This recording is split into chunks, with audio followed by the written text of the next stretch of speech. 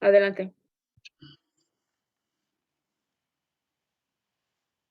Hola, ¿qué tal? Buenas noches. Los saluda su amigo Elías Huerta Psijas y les doy la más cordial bienvenida a una sesión más de nuestra entrevista semanal de Foro Jurídico por esta vía digital. Y bueno, pues hoy tenemos un programa muy importante, un programa de coyuntura.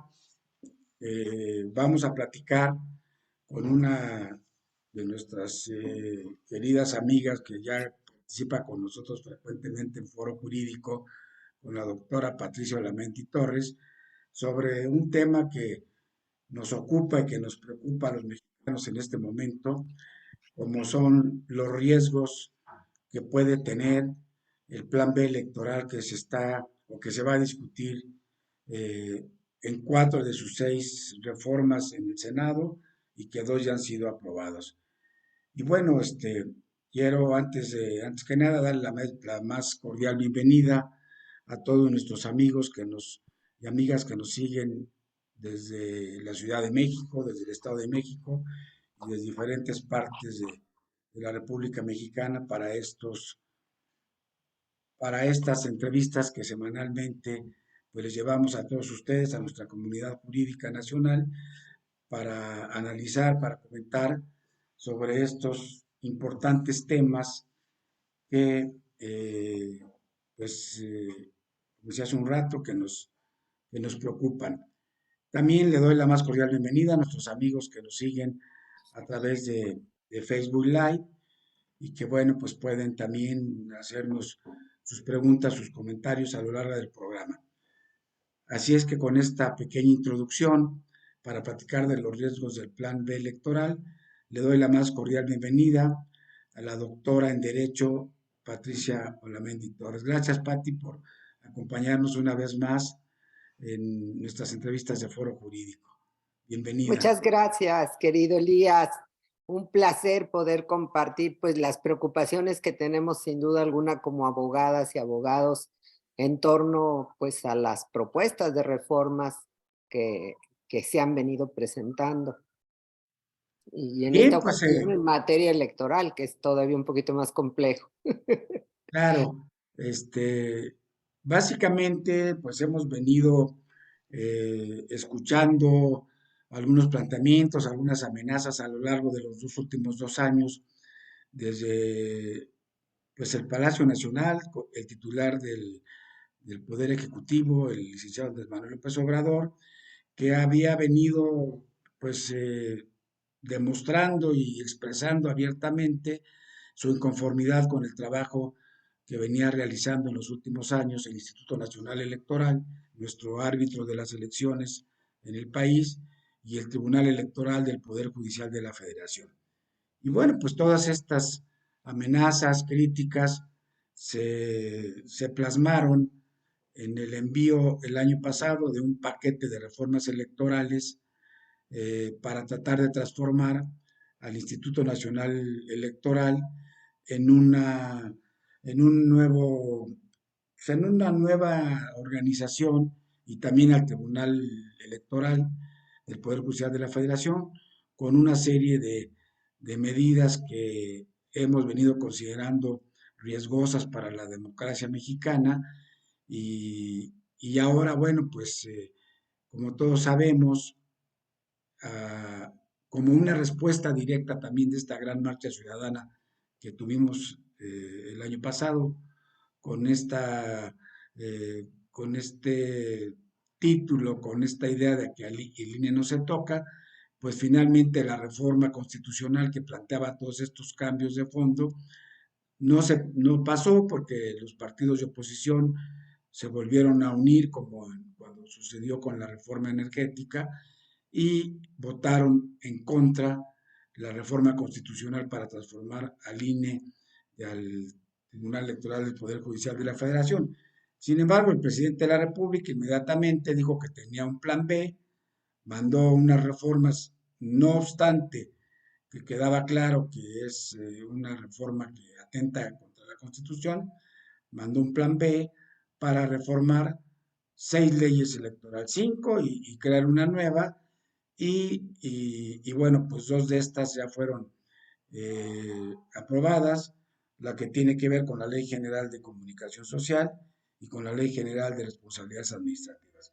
Y bueno, pues para hablar sobre estos temas que nos, decía yo, que nos preocupan mucho y que han generado una gran respuesta ciudadana también con la posibilidad de crear un nuevo frente nacional de intelectuales, de académicos, de partidos políticos, de activistas, en fin, pues le pedimos a Patti Olamendi, que es una experta en estos temas de defensa de derechos humanos, que nos ayudara aquí a analizar un poco esta tarde sobre los riesgos que puede traer la aprobación de estas, este complejo de reformas a las leyes que constituyen el plan electoral. Antes de pedirte, Patti, que empieces comentándonos pues cuáles son estas reformas que se llaman el plan electoral, pues comentarles a los auditorios, tú eres una persona muy conocida, pero bueno, decirle algunos breves rasgos de tu extenso currículum, que eres licenciada y doctora en Derecho, que tienes algunos otros estudios de posgrado, como una maestría en Derechos Humanos. Y yo destacaría, bueno, pues que ha recibido varios premios, uno entre ellos el Mérito Civil, que ha entregado por los Reyes de España, el Premio Nacional de Jurisprudencia, que te otorgó la Barra de Abogados, el Premio Hermila Galindo, que te entregó el Congreso de la Ciudad de México, que fuiste declarada también Ángel de la Ciudad de México por tu aportación a la creación de la legislación de derechos humanos de las mujeres. Patti Olamendi ha sido funcionaria en México y en Naciones Unidas de todos estos temas relacionados con la defensa de los derechos humanos. Fue subsecretaria de Asuntos Multilaterales y Derechos Humanos de la Secretaría de Relaciones Exteriores. Fue su procuradora de justicia en la Ciudad de México. Fue coordinadora del Mecanismo de Seguimiento contra la Violencia hacia las Mujeres en la OEA. Fue electa en el 2012 por el Consejo de Derechos Humanos de Naciones Unidas, experta para los temas de discriminación y la primera mujer en presidir la Comisión de Estupefacientes de Naciones Unidas. En fin, pues es una consultora internacional muy conocida, muy destacada, autora de muchos libros. El último, una propuesta el último de feminicidios en México. Es autora de un protocolo de investigación del feminicidio, que es una guía de investigación judicial que ha sido propuesta para toda América Latina.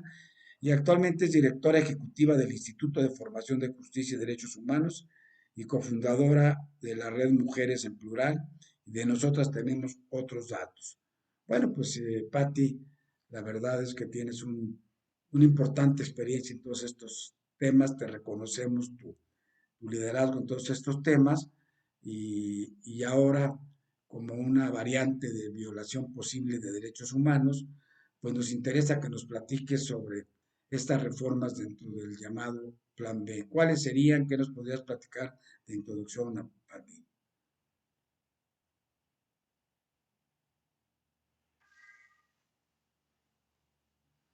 Tu micrófono, Patti.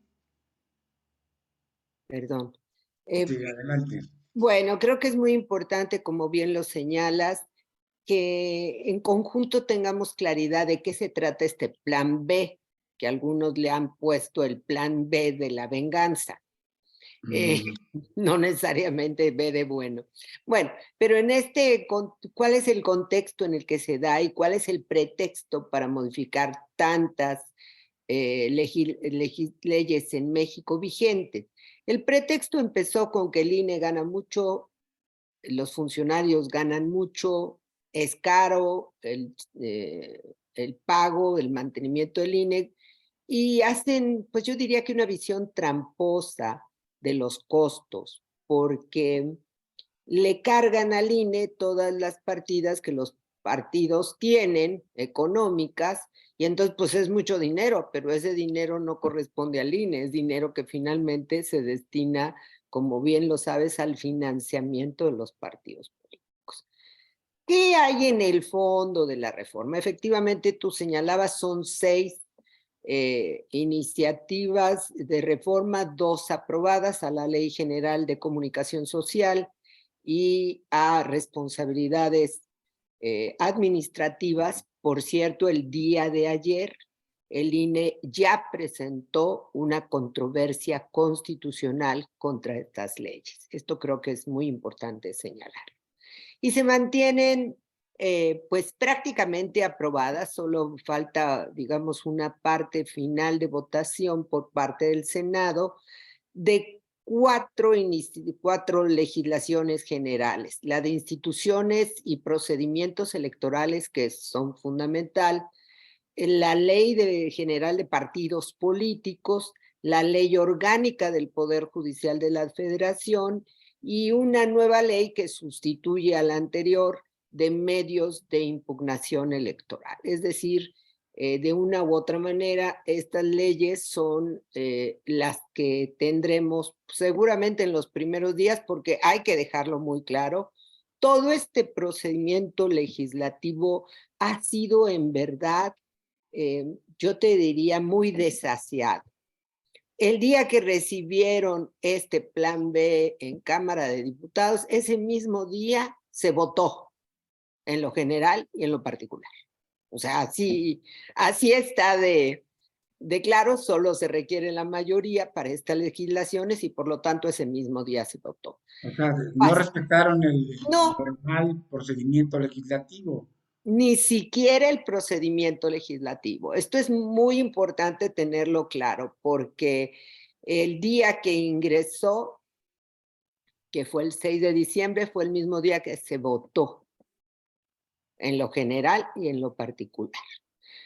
Va al Senado, el Senado se toma un poquito más de tiempo para analizarlo, regresa a Cámara de Diputados y el último día de sesiones, diputados lo aprueba y lo regresa al Senado. Es decir, estamos por unas cuantas cosas que tienen que ver con un tema, yo diría que hasta vergonzoso, y es que los aliados de Morena pueden recibir votos, violando el derecho ciudadano que tenemos de votar por quien queremos, que les dé el partido para que mantengan el registro. De ese tamaño es esta reforma.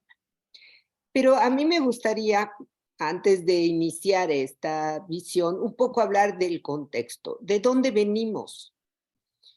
¿Qué pasa? Yo diría que todo este conjunto de reformas lo que provoca es un caos.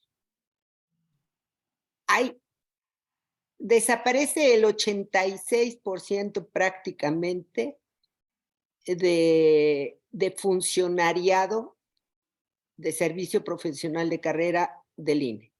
Desaparecen juntas, espacios distritales, estatales, bueno, se meten hasta con la urna. ¿Cómo vas a llevarla? ¿Quién va a llevar? ¿Quién nombra? ¿Quién no nombra? Y a mí me gustaría un poco recordar cómo fue que tenemos esta legislación tan específica, tan concreta. Y bueno, pues ni más ni menos, el país se ha pasado 30 años legislando para tener algo que las y los mexicanos no teníamos en México. Era certeza de que quien había obtenido el mayor número de votos iba a ser nuestro gobernador, diputado, senador, etcétera, o senadora, y también confianza en las instituciones. Tú bien lo sabes, la mayor parte del tiempo, a partir del Partido de Estado, las decisiones se tomaban en la Secretaría de Gobernación.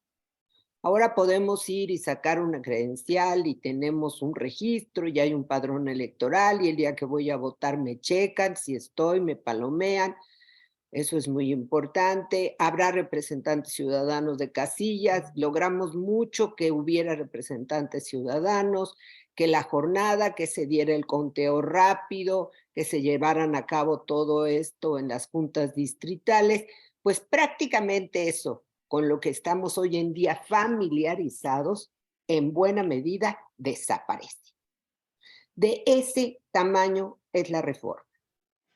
Y regresa el control de alguna manera, un INE sin facultades se queda hueco y regresa de alguna manera el control nuevamente al gobierno. lo cual pues pone en riesgo efectivamente nuestros derechos políticos electorales. Y ahí es donde encontramos quizá la primera violación a estos derechos. Desde la Declaración Universal de Derechos Humanos, el Pacto de Derechos Civiles y Políticos, e incluso México, fíjate, me ha llamado la atención que no han tomado en cuenta esto. México tiene una sentencia de la Corte Interamericana de Derechos Humanos por violación a derechos políticos electorales de los ciudadanos, en el caso que tú recordarás, Jorge Castañeda Gutmann, por la posibilidad de competir en igualdad de circunstancias en una contienda electoral, siendo ciudadanos sin partido político. Pero no solamente la sentencia se enfoca a eso, la sentencia hace un recuento de todo lo que significa el ejercicio de los derechos políticos y cómo eso fortalece la democracia. Y llega a una conclusión muy importante la sentencia, dice: si los derechos políticos y electorales en un país no se ejercen plenamente, libertad de expresión, asociación, reunión, manifestación, elección a través de medios transparentes, confiables y demás, de tus autoridades, participación en los asuntos públicos, entonces las y los ciudadanos están imposibilitados de ejercer el conjunto de derechos humanos. Y esta reforma, de entrada, lo que hace es violentar totalmente los derechos políticos y electorales de la ciudadanía. Yo diría que este es un primer punto para tenerlo esto en mente, porque los derechos políticos electorales son derechos humanos. O sea que con esta, si se, digamos, concretara esta reforma del plan B electoral, pues volveríamos al escenario de hace 40 años, ¿no? O 30 años, porque esto es lo que nos ha costado en tiempos ir poco a poco desde la sociedad civil, desde la academia, desde los intelectuales, en fin, construyendo nuestro nuevo esquema democrático que no es tampoco una cosa del otro mundo. Ahí hemos ido avanzando poco a poco en esa transición democrática, pero cada paso que se daba, lo que tú ya platicaste ahorita, que se podría concretar en decir que al final de cuentas llegamos a un momento en que los ciudadanos recibimos y contamos los votos de los propios ciudadanos y así tenemos un esquema transparente, legal, legítimo que nos ha llevado a cuántas, lo que parecía imposible después de los 70 años del PRI, a tres transiciones en el Poder Ejecutivo Federal, ¿verdad? Tuvimos la primera con Fox, después otra vez el PAN, después el PRI y ahora la izquierda, ¿no? Entonces todo eso nos lo permitió este sistema democrático, digamos, con un transparente, con un árbitro cada vez más profesionalizado, más ciudadanizado, y de repente nos van a dar un salta para atrás. Y lo que tú decías, me parece la mayor importancia y preocupación, el tema del padrón electoral, que otra vez se lo van a regresar a la Secretaría de Gobernación prácticamente, y bueno, y eliminar esta estructura que se ha venido poco a poco consolidando en el antes IFE o INE, y que con esta reforma que además están conscientes, y así lo manifiestan los propios algunos legisladores de Morena, pues está contra la Constitución, pero están abusando de los tiempos, en fin, creo que esto es lo más preocupante, que podemos regresar a un estado donde la Secretaría de Gobernación, la Presidencia de la República, pues controla entonces la elección y tiene el papel central, va a volver a tener el papel central en quién logra el triunfo en una elección. No sé cuál sería tu reflexión al respecto, Pablo. Sí, así es. Nosotros ya estamos acostumbrados incluso a la alternancia política, que era impensable hasta el año 2000. Fue una alternancia que hay que decirlo pacífica, porque cambió radicalmente de un partido que gobernó muchísimos años a un partido nuevo. y todo el mundo tenía preocupación, pero al final de cuentas, pues el conteo, la tranquilidad que nos da, la certeza, la transparencia, como tú dices, y algo que es muy importante, la construcción de reglas claras de competencia. Este asunto de cuánto tiempo se le destina a los partidos políticos en los medios, los recursos que le dan, la vigilancia del recurso, cómo se aplica, la transparencia, el estar controlando que efectivamente los partidos cumplan con las reglas establecidas, que tengan todos estos mecanismos de control del ejercicio de un presupuesto que finalmente es un presupuesto público y que por supuesto tú, yo y todos tenemos derecho a saber en dónde se aplica y cómo se aplica ese presupuesto, pues parece mentira, parece increíble. Yo en verdad estoy sorprendida porque parece como que regresamos al pasado, pero regresamos con una mayor fuerza para el poder controlar y con un tema de arbitrariedad. Yo digo que a los partidos políticos le están vendiendo una manzana pero envenenada, porque le dicen, ah, no, tu partido político vas a saber cómo manejar las finanzas, puedes transferir, puedes mandarlas a donde quieras, puedes mandarla a una área clave, si te llega una multa la puedes pagar incluso con el mismo financiamiento que te damos, etcétera. Esa parte de fiscalización prácticamente desaparece, lo cual me parece que si queremos fomentar la corrupción, pues esta es la mejor manera. O sea, yo entiendo la preocupación y podemos coincidir en que si la preocupación era de recursos, debieron de haberse sentado con el INE y con los partidos políticos a revisar dónde se podían hacer eh, pues cambios, modificar de tal manera que se ahorraran los recursos. Pero lo que estamos viviendo, lo que estamos viendo con esta reforma es una, que te diré, una carnicería, porque prácticamente están destazando todo lo construido y yo creo que se está volviendo, no sé si al final de cuentas lo que se busca es el caos para la próxima elección en donde nadie sepamos qué es lo que pasa, cómo pasa y finalmente la autoridad toma la decisión de quién entra, quién pone y cómo se establece. Y esta es la parte más grave, porque entonces no solamente perdemos lo construido, también perdemos la posibilidad de avanzar en una democracia que hay que decirlo que en México todavía es una democracia limitada, o sea, nos falta todavía esta parte de la toma de decisiones en los asuntos públicos, pero que de alguna manera pues hemos venido construyendo y ya no teníamos México, yo recuerdo antes, México fue sujeto a muchísimas recomendaciones y observaciones internacionales por este tema de falta de transparencia en los procesos electorales, la posibilidad de que existiera confianza, certeza. Y México dejamos de ser ese país señalado por el fraude electoral, por la manera como se manejaban las cosas, por la imposición, y hoy parece que regresamos a ese escenario que creo que nadie en su sano juicio quisiera tener. Y a eso le añades otras cosas, porque, pues hay que decirlo, la democracia es igualdad, la democracia es inclusión, y eso también se ve afectado, pues de una manera bastante dramática.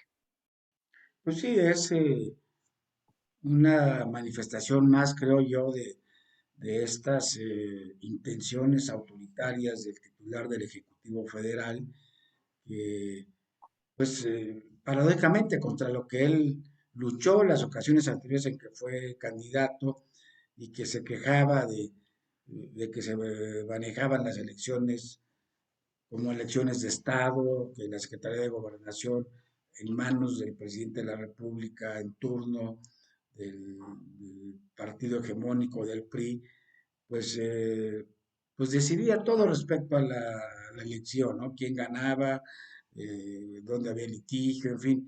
Y entonces es paradójico porque, pues porque esto es lo que pretende, más autoritarismo, regresar a lo que ya habíamos superado, que eran las elecciones de Estado, regresar al control por parte de la Secretaría de Gobernación, de tanto que costó acabar con esa Comisión Federal Electoral donde pues todo el control lo tenía gobierno sobre el aparato electoral. Y como tú bien decías, pues nuestro IFE, ahora INE, pues tiene un prestigio internacional. ¿Cuántas veces hemos escuchado que van los funcionarios del IFE y del INE invitados por países de Oriente, de Latinoamérica, a ser consultores, a ser observadores? Y de repente, pues aquí parecería que no ha servido para nada. Y bueno, pues creo que es una institución que hemos construido varias generaciones de mexicanos y que ahora debemos defenderla porque, pues porque sí está en un riesgo muy grande.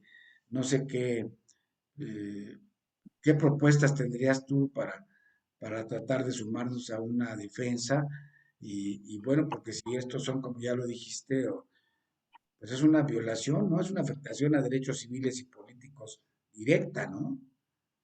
Sí, yo creo que lo que señalas es cierto, es muy grave porque destruir de esa manera las instituciones, porque también con el tribunal pues viene otra parte, ¿no? Eliminan la sala especializada, le quita la posibilidad, fíjate nada más que grave, de la interpretación bajo el principio pro persona que garantiza la progresividad de los derechos humanos y que el Tribunal Electoral lo ha venido haciendo bien, bien, hay que decirlo, la posibilidad de las acciones afirmativas para la inclusión de grupos regularmente excluidos, la población indígena, afrodescendiente, otros grupos vulnerados, comunidades, orientación sexual, personas con discapacidad, etcétera, etcétera. Es decir, la democracia es inclusión. La representación de las minorías es importante que estén, porque al final de cuentas eso empodera también a los ciudadanos. Y lo más grave es que este caos que se propone, porque a mí me gustaría llamarlo como tal, este caos que se propone, pues puede generar una merma muy grave a nuestra democracia. No es solamente la destrucción o el menoscabo de instituciones como es el INE o el Tribunal Electoral. El problema es que esto afecta severamente al sistema democrático mexicano y efectivamente impide eh, el ejercicio de nuestros derechos políticos electorales, y creo que esa es una afectación muy grave. Hemos pensado mucho. Yo creo que ahora el INE con esta controversia que presenta, pues me parece muy importante. Empieza un litigio importante ante la Suprema Corte que va a tener finalmente la decisión. Desde mi perspectiva, la mayor parte de estas reformas son violatorias de la Constitución, porque el artículo 41 constitucional es extremadamente claro en lo que son las reglas, facultades y demás, y el primero constitucional que hoy se ve afectado con parte de estas reformas, pues deja muy claro que es responsabilidad de las autoridades prevenir, proteger, respetar y garantizar los derechos humanos y lograr la interpretación bajo el principio pro persona. Es decir, la misma Constitución te mandata a llevar a cabo las medidas necesarias para asegurar que las personas podamos ejercer nuestros derechos. Es decir, ya no estamos hace 30 años que esto no existía en nuestra Constitución. Esto es importante decirlo. Entonces le tocará a la Corte. Va a ir seguramente el INE. Yo creo que las asociaciones de abogados debemos de acompañar estas acciones que lleve a cabo el INE, eh, por lo menos con un amicus curiae.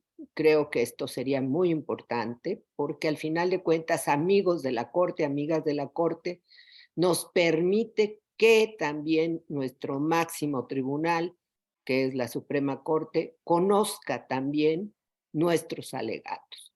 Y por otro lado, hemos platicado la posibilidad de irnos hacia un amparo.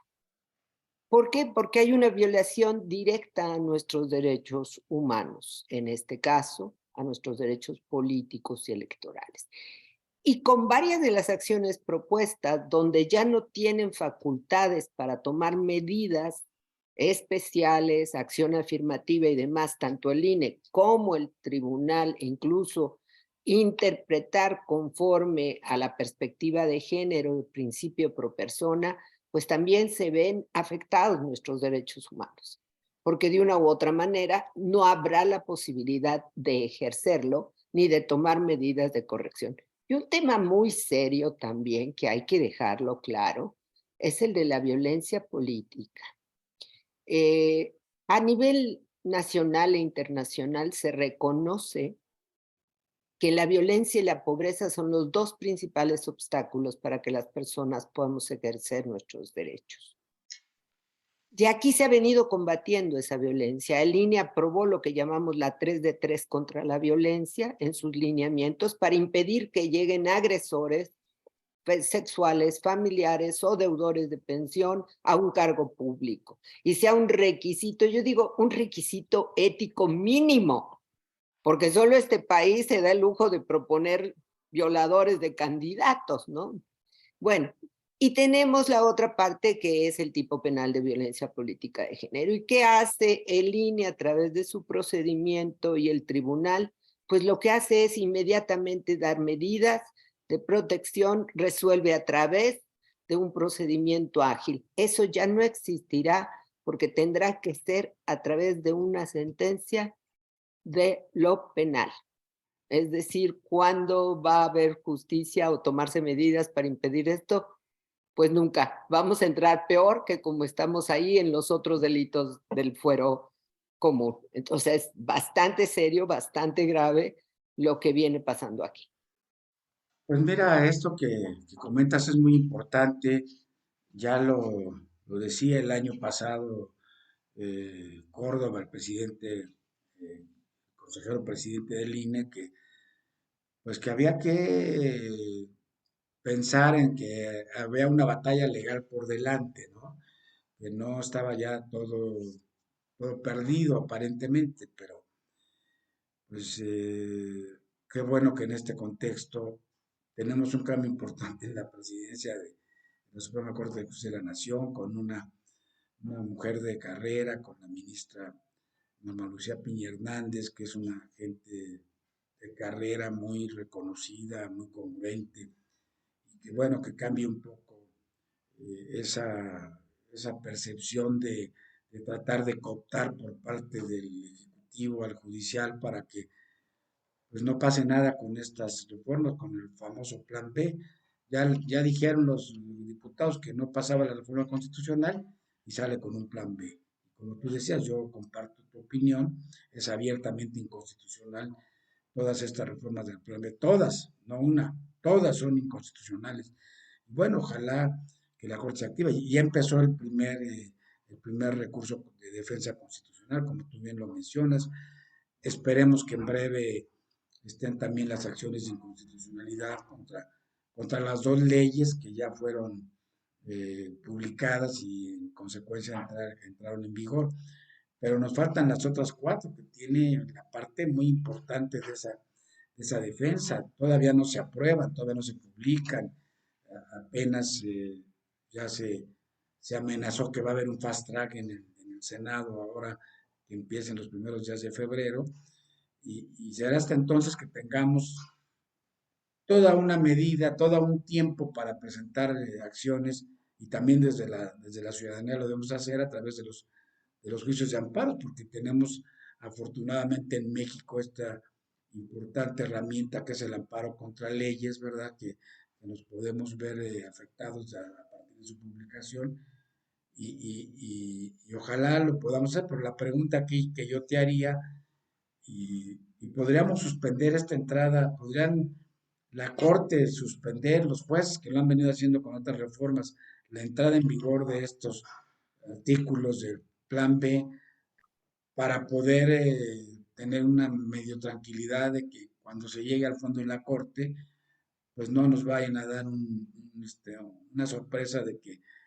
ya esté en marcha el proceso electoral federal del año que entra, que empieza un año antes de la jornada electoral, y entonces pues no vaya a ser irreversible, ¿no? Digo, son preguntas técnicas, pero que surgen, ¿no? Mira, los partidos políticos ya presentaron también acción de inconstitucionalidad, de oposición, PRI, PAN, PRD, ya presentaron también.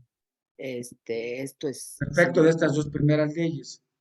a efecto de estas dos primeras. Sí, no podemos entrar a otro porque lamentablemente, como tú bien lo sabes, pues todavía no están aprobadas. La preocupación efectivamente es lo que tú señalas. Nosotros estamos a unos cuantos meses de iniciar el proceso electoral. Y ese proceso electoral, pues tiene reglas claras. Si ese proceso electoral inicia sin que se haya resuelto la inconstitucionalidad de estas reformas, pues vamos al caos. Esto es muy importante dejarlo claro. Por lo tanto, pues una medida como el amparo, como bien lo señalas, que suspenden en ese momento la entrada en vigor, pues sería muy benéfico para que por lo menos nuestro siguiente proceso electoral fuera con las reglas claras que están ahorita establecidas y con los lineamientos y con la estructura actual y las responsabilidades actuales. Estamos hablando de un proceso electoral que es el más grande en México, porque es elección presidencial, varias gubernaturas, presidencias municipales, diputaciones, senado, diputaciones locales, o sea, son miles y miles de cargos que francamente serían imposible que se llevaran a cabo bajo estas reglas. Bueno, como yo te decía, hasta la urna está involucrada, o sea, quién estará en la casilla, quién recibirá, quién contará los votos, cómo se hará el acta, o sea, hasta eso señalan estas reformas. Entonces, sí es fundamental que pues seguramente en esta próxima semana estaremos teniendo la aprobación de estas leyes. Alguien decía que buscan tardarse un poco para que no dé tiempo de las resoluciones en la Corte. Sin embargo, pues yo creo que es muy factible que los amparos, una vez que estén publicadas estas leyes, pues si pudieran funcionar o tener una mejor respuesta. Lo cierto es que hay que defendernos con todo. O sea, estamos ante el panorama es o democracia o autoritarismo. Sí, Ese es el lamentablemente panorama. esa es eh, las dos posiciones en las que estamos jugando. Y bueno, como un dato histórico a propósito de lo que tú decías, pues cuando empezó todo este movimiento transformador para ir consolidando a un árbitro electoral como el que tenemos, a un tribunal electoral como el que tenemos ahora, con sus limitaciones, con sus deficiencias, sí, estoy de acuerdo, la democracia es cara y hay que tratar de abaratarla, pero en fin, de 1977 que empezó con el maestro Jesús Reyes Heroles esta, este proceso de democratización, de institucionalización de la democracia electoral en México, a 2014, que fue la última reforma electoral, han sido 8 grandes reformas electorales que hemos tenido en 40 años y todas han sido por consenso, en todas hemos caminado, el partido gobernante, partidos de oposición, sociedad civil, academia, en fin, ahí de una y de otra manera todos hemos venido participando. Y de repente se hace a un lado el consenso en un ejercicio más de autoritarismo, con este control que se tiene de la mayoría simple en ambas cámaras, el Congreso de la Unión, pues nos salen con este plan B, ¿verdad? Que la verdad es, pues da pavor cuando lo analiza uno en el contexto de lo que es la cultura de la legalidad, del respeto a la ley y sobre todo de la supremacía constitucional como una de las bases del Estado de Derecho contemporáneo, en el que pues se la están pasando o se la pretenden pasar por el arco del triunfo, ¿no? La verdad es que sí es muy riesgoso, es uno de los grandes riesgos de que se pudiera hacer, como tú dices, muy rápido. Y además aquí haría yo una anotación. Uno de los planteamientos de esta reforma es modificar el sistema de la representación proporcional, lo que le daría al partido en el poder ahora, a Morena, con sus aliados, pues la posibilidad de que de que controlen la mayoría calificada del Congreso, que es otra trampita que se está metiendo en este plan B. No sé cuál sería tu reflexión al respecto. Bueno, yo creo que es importante dejar claro que la democracia son consensos e inclusión de minorías, mayorías. Y en México, incluso la construcción de los legislaciones unipluri, pues fue producto de consensos para lograr incluir que los partidos con menos votación pudieran tener representación, lo cual pues al final de cuentas todo el mundo está de alguna manera representado. Estos consensos efectivamente no existen, pero no ha existido desde que inició el gobierno. O sea, en este gobierno nada ha podido coincidirse. No ha habido un acuerdo, no ha habido un consenso, no ha habido nada que se refleje. Pero creo que tratándose de democracia que nos involucra a todas y a todos, pues estos consensos son necesarios. Al final de cuentas, los que terminamos haciendo posible esta democracia somos las y los ciudadanos. Eh, Creo que tenemos todavía que ciudadanizar más la política, porque de otra manera, pues ya vimos que también el partido en el poder, con sus dos partidos satélites, en esta ocasión, el PT y el Partido Verde, pues realmente se están despachando de una manera que pone en riesgo algo que es fundamental, Elías, el Estado de Derecho. O sea, este caos pone en riesgo el Estado de Derecho, el no tener certeza jurídica, el no respetar los derechos humanos, el no permitir esta participación ciudadana en concordia, pues obviamente pone en riesgo el Estado de Derecho y nuestro país no está como para poner en riesgo, regresar a ser un país cuestionado. Ya de por sí hemos visto las posiciones que han tenido en materia de derechos humanos que han sido vergonzantes.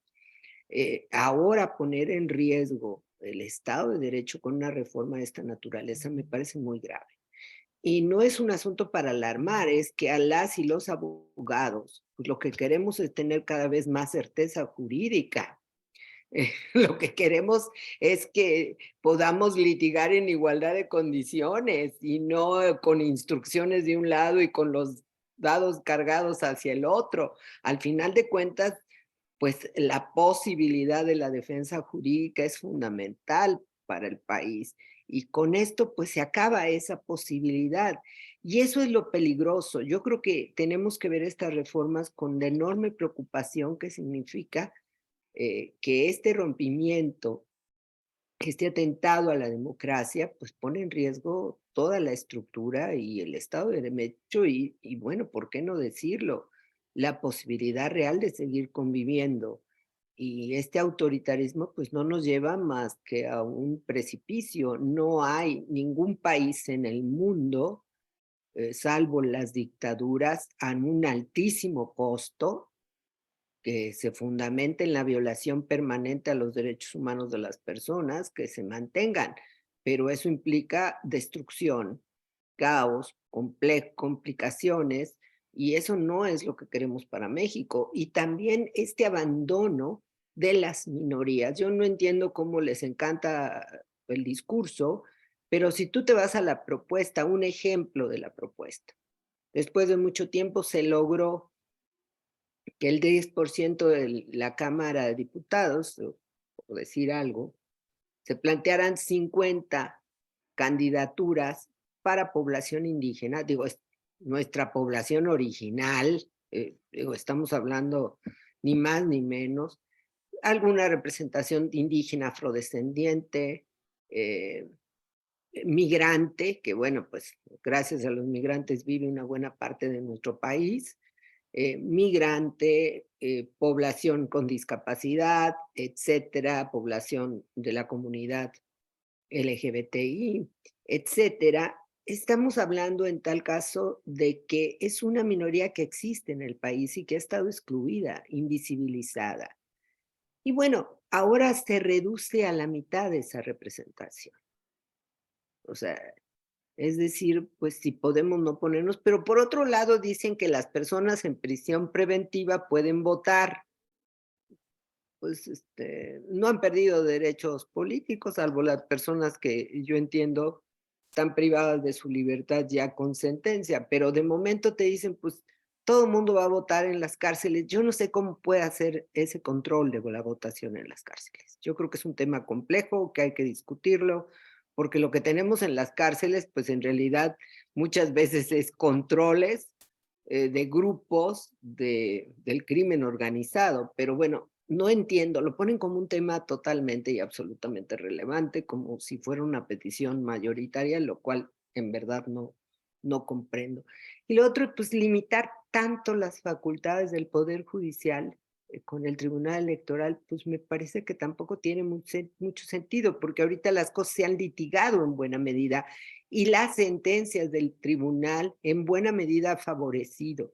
Pongo un ejemplo, algo que también desaparece en este asunto, es el partido decidirá sus candidaturas, pero hay dos problemas. Paridad en gubernaturas prácticamente desaparece, paridad en presidencias municipales. Y en México las mujeres en las presidencias municipales no pasamos del 25% de representación, es decir, estamos muy lejos de llegar a la mitad. Y el otro tema muy grave que ya se empezó a instrumentar incluso en Oaxaca es que tenemos varios estados que tienen municipios que se manejan bajo principios de usos y costumbres o lo que ponen normativas especiales. Y se había señalado conforme al artículo 2 constitucional, pues que esos municipios también se consideraran como paridad. ¿Qué pasa en Oaxaca? Pues 425 o 27 municipios, que es la inmensa mayoría por usos y costumbres, pues decidieron que hágase la paridad en los güeyes de su compadre. Olímpicamente, que, seguir limitando los derechos de las mujeres a que ni siquiera puedan hablar, opinar, participar en sus comunidades, las mujeres que han sido mayoritariamente discriminadas, ultrajadas en un país donde todavía se venden niñas, niños, me parece gravísimo. Entonces, esto ya se puso en práctica en Oaxaca, pero es parte de lo que señalan, o sea, vamos a tener, entonces, sin las acciones que llevaba a cabo el tribunal, sobre todo en esta defensa, en esta procuración, lo que nosotros llamamos la tutela, ¿verdad?, de los derechos para determinadas poblaciones, pues sin esa tutela, pues imagínate la precariedad de nuestra democracia, ya de por sí, entonces va a ser la democracia de la élite de los partidos políticos, sin la posibilidad de que lleguen otras representaciones. Y eso pues a nadie le beneficia, o sea, el país va a seguir siendo un país de excluidos y no de personas que puedan participar en la toma de decisiones. Claro, sí, son muchos temas muy graves y retomando esto que decías ahorita de discriminación, de violación a derechos pues, fundamentalísimos, ¿verdad? Hay dos temas que a mí me preocupan también de estos artículos del plan electoral. Uno de ellos es que después de estos 40 años que se ha venido formando desde la vertiente judicial, desde la vertiente administrativa, un verdadero ejército de funcionarios que tienen una, pues una carrera, ¿verdad?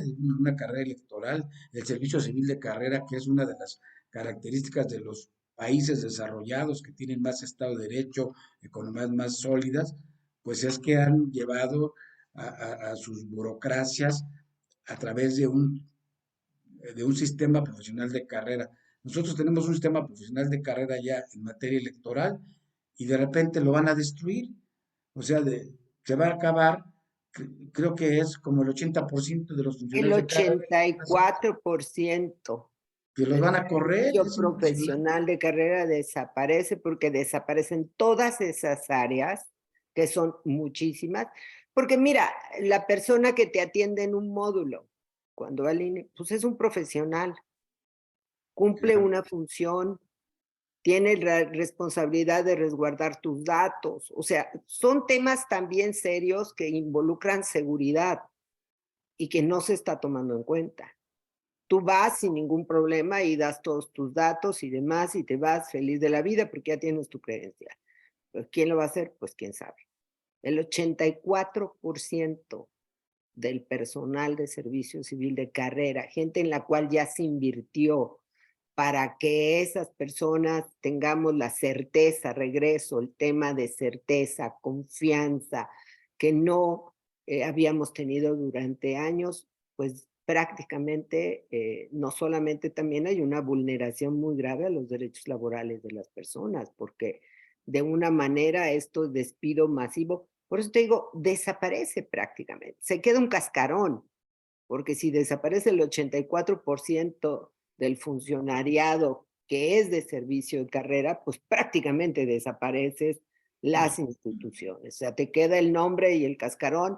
Y bueno, eh, con la llegada próxima de 4 consejeros que ya dijeron que van a poner a los que ellos quieran, porque con la mayoría lo pueden hacer simple. Entonces, vamos a tener personas que seguramente ni siquiera tienen estos conocimientos necesarios para estar en estas funciones. Que ese es el otro tema, que ahora quieren también que se elijan los funcionarios, independientemente de que ha sido pues una práctica también polémica y cuestionada, pero ahí veníamos ciudadanizando a través de estos consensos al IFE, al INE, y así hemos caminado, independientemente de que hay cuotas partidistas, pero se buscaba a gentes técnicamente preparadas, comprometidas, moralmente reconocidas, del partido que fueran. Pero ahora también la propuesta es que tanto los magistrados como los consejeros sean electos popularmente, que bueno, esto es una aberración, tú tienes una gran experiencia en temas internacionales, pero pues yo recuerdo que la Comisión de Venecia en su momento, que tuvo este tema en sus manos, pues ya analizó y dijo que es una regresión democrática y dicen que no, pues que es imperativo que no avance esta reforma, que ya está, esto era cuando estaba planteada la constitucional, ya se frenó y bueno, pues ahora se están saliendo por la puerta de atrás con esto. La verdad es que es muy complejo este tema. Se van a desaparecer las 300 estructuras distritales que también nos han costado mucho trabajo y mucho dinero del pueblo de México construirlas. Y bueno, es que es impresionante, como tú habías ya plasmado al principio el término, están destazando, tratando de destazar a toda a nuestra institución electoral de la que nos sentimos muy orgullosos y que debemos de defenderla y que como abogados, como juristas, tenemos una obligación frente a la sociedad mexicana de ver cómo sumamos esfuerzos, voluntades para llevar esta defensa pues, a sus últimas consecuencias. No sé qué, si tuvieras alguna propuesta, alguna idea por ahí, Pues yo creo que como organizaciones de abogadas y abogados tendríamos que promover urgentemente una unidad, marchar en unidad, apoyar también a grupos y organizaciones que quieran sumarse a la defensa de sus derechos, promover, como yo te decía, acompañar las acciones que lleven a cabo los partidos políticos y el INE, sobre todo el INE, en esta defensa, y creo que lo podemos hacer muy bien. Casi todas las abogadas y abogados pues hemos trabajado amparo en diferentes momentos y ahora con las reformas incluso que se hicieron a la ley de amparo, pues es todavía mucho más el impacto que tiene en la defensa de los derechos humanos. Eso me parece que es relevante. Y segundo, pues también lo que es el litigio estratégico a partir del amicus curiae. Por lo pronto, pues sí tenemos que tener muy claro que estas reformas pues prácticamente eliminan total y absolutamente los avances que hemos tenido, pero yo cuando decía por ahí quien nos gobierna al diablo las instituciones, yo alguna vez pensé que era un dicho, pero ya me he dado cuenta que ha sido una política pública, porque todas las instituciones han sido desmanteladas. Y en esta ocasión, pues es un daño muy grave al país, a la democracia mexicana y a nuestros derechos, porque yo nada más de imaginarme que ahora nuevamente vamos a tener que salir a las calles para defender un voto o para insistir que existe una elección transparente, pues me parece muy grave. Me parece gravísimo y pues el prestigio de una de las economías más fuertes del mundo, que es México, pues seguramente va a ser muy cuestionado, pero sobre todo creo que ya es hora que también los y las ciudadanas salgamos a defender nuestros derechos de manera individual y colectiva, porque lo que está pasando es una arbitrariedad y un atropello total a la democracia y al Estado de Derecho. Y creo que tenemos que hacerlo.